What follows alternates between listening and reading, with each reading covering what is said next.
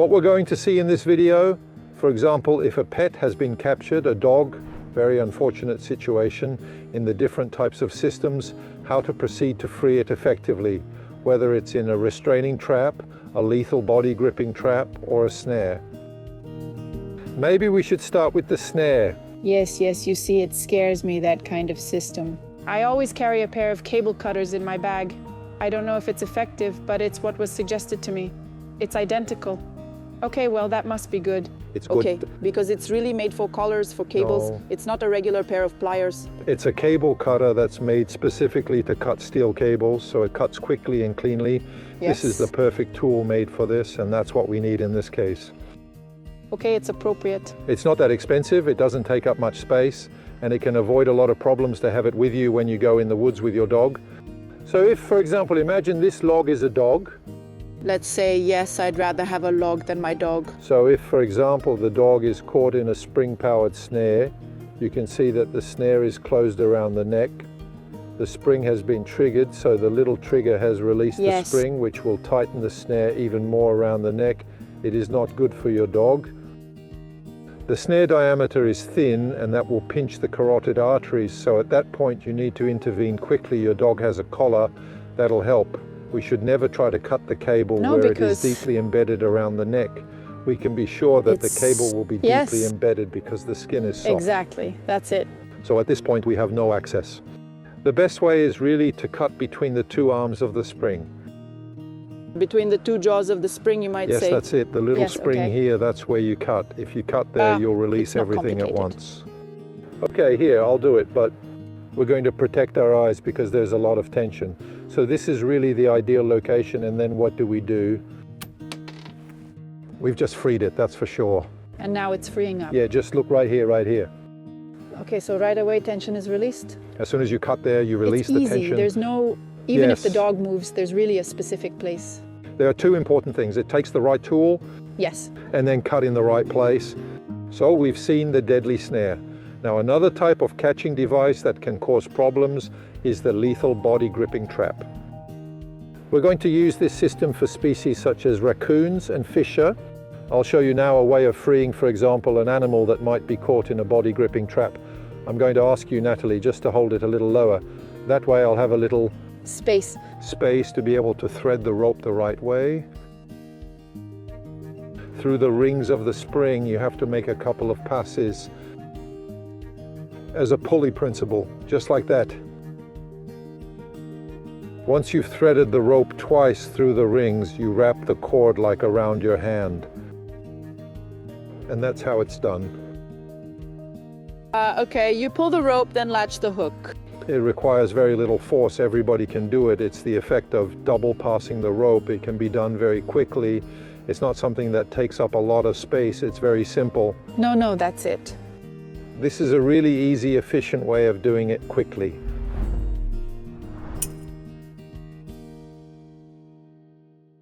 The last system we're going to see now is the restraining trap. This is a soft catch, a 4-spring trap. It's fairly easy to open. There are two different ways, either with your hands or your feet. So if the animal is captured in this trap, it's simply a matter of positioning yourself like this. And you make a lever. Right, so you pry both sides together to easily free the jaws. You're right, exactly. Simple as that. Another way to achieve this is to step on the sides with your feet. Yes, because it's usually on the ground. Okay. Exactly. And this doesn't require any accessories, nothing else? No, it's quite simple. So now, the other scenario is a dog that has broken free, gone for a walk and stumbled across a trapping site. So for a trapper, it's always rather annoying. The dog doesn't know you. You don't know his reaction. It can be very dangerous. So you have to consider your safety. You have to work carefully. And for that, there are tools that exist, often inspired by other types of handling we do on other animals. They are made especially for those situations. So for smaller animals, you'll have what we call a handling clamp. So we could simply reach the animal's neck. Let's say it's the animal's neck, I can at least secure it. Okay. To intervene, to avoid being bitten, to set free the animal properly. So that's also available on the market, easy to find. Another thing we have is called a snare pole. So it's a pole like this that can be extended depending on the situation, but this is how it's used. We guard to ourselves be able to keep it at a at distance. a distance. Then if I have to work afterwards, I can put the pole like this. Then I secure it with my knee. I'm able to go and work with the dog in a safe way to Okay. untangle it. So that's another type of gear we can use. And then as a last resort, if the animal moves too much and you cannot approach it, this is what we call a restraint pole. This goes to the we'll neck. Work with, No, here if we you like, will we'll work work more on the rib cage. Here, right behind the legs, on okay? okay, so that the rib cage. Yes, the rib cage will come and get a leg, or at the base of the neck, we'll try to get a leg, and then we'll simply apply pressure. We're able to at least apply pressure and then work safely to free the animal. For sure, that's the ideal way for a trapper to proceed safely. If, on the other hand, the trapper has a catch like that, I mean, it's not like the owner. The owner, he has the dog able to see, to evaluate his we situation. know the dog. Then to see, well, okay, you need to go see for care or whatever. Yes. So in the case of the trapper, they still need to make a basic assessment to see, well, okay, the dog didn't seem to have anything, there's no injury, he didn't seem to have any deformity of the limbs, there's no cut, whatever. Well, you can release him at that point, he'll just go home. On the other hand, if we can see that he may have a serious injury, then we'll have to work carefully, maybe try to find the owner. So that's a different approach. So in conclusion, what you need to know is that many of us use the territory and are perhaps more vigilant when trapping season opens. That means from the 2nd to the 25th of October, depending on the zone in Quebec. From then on, if you're out for a walk with your dog, it's always safer to have your dog on a leash. If you're hunting, in that case, it's just a matter of keeping visual contact or control over your animal. On top of that, well, trappers have used signs like this to warn people using those areas, because what we really want is to avoid this type of situation.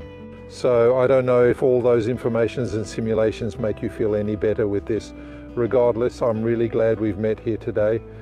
You've brought other elements that help me in my reflections to improve methods. At the same time, well, we've got your partner Ragnar.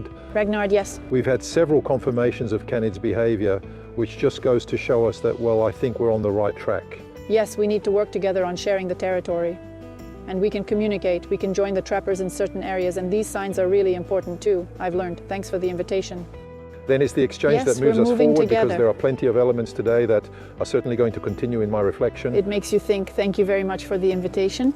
I would like to thank you for being here. Thank you, Natalie.